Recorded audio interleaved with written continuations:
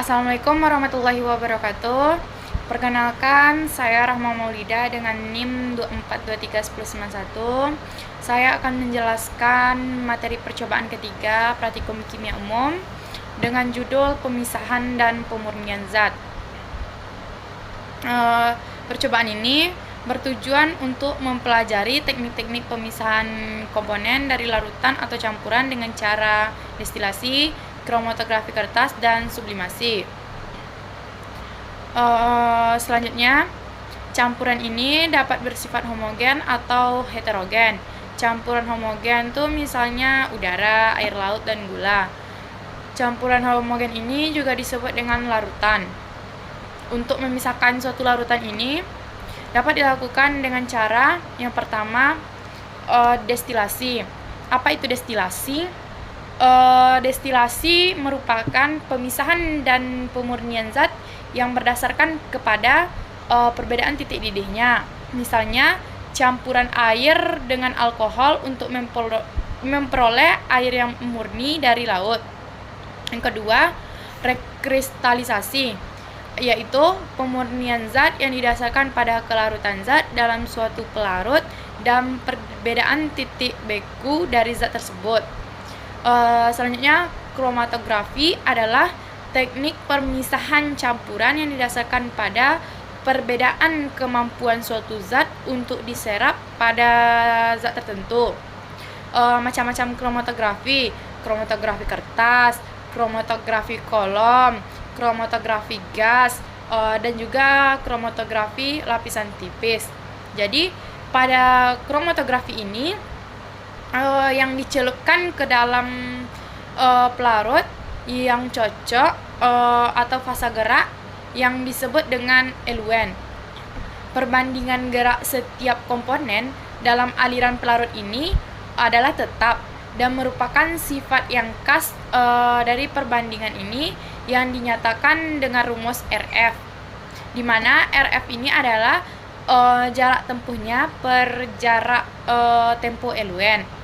Yang terakhir adalah sublimasi. Jadi sublimasi ini adalah memisahkan campuran zat berdasarkan kemampuan suatu komponen. Apabila di komponen itu dipanaskan, langsung berubah menjadi uap, dan apabila didinginkan, akan menjadi padat kembali. Sublimasi ini dapat dipisahkan dari zat dengan cara memanaskan dan menyublimnya kembali. Nah, pada percobaan ini kami menggunakan uji coba destilasi. Yang pertama, percobaan ini titik didihnya lebih rendah akan menguap dan lewat ke kondenser dalam bentuk gas. Alkoholnya lebih dulu menguap dan air pada titik di alkohol 78 derajat Celcius lebih rendah dari titik didih air, yaitu 100 derajat Celcius. Proses destilasi ini adalah alkohol yang ditambahkan dengan air menghasilkan alkohol murni. Selanjutnya, rekristalisasi. Yang pertama tuh kita menggunakan garam dapur kotor yang diaduk, setelah itu disaring sehingga menghasilkan kristal garam. Yang kedua, tembaga sulfat yang dilarutkan dan dipanaskan kembali setelah disaring sehingga menghasilkan kristal berwarna biru. Selanjutnya, kromatografi. Kromatografi yang mengalami fasa diamnya dan fasa gerak yang dilakukan oleh tinta hitam. Kita di sini menggunakan tin pen berwarna hitam.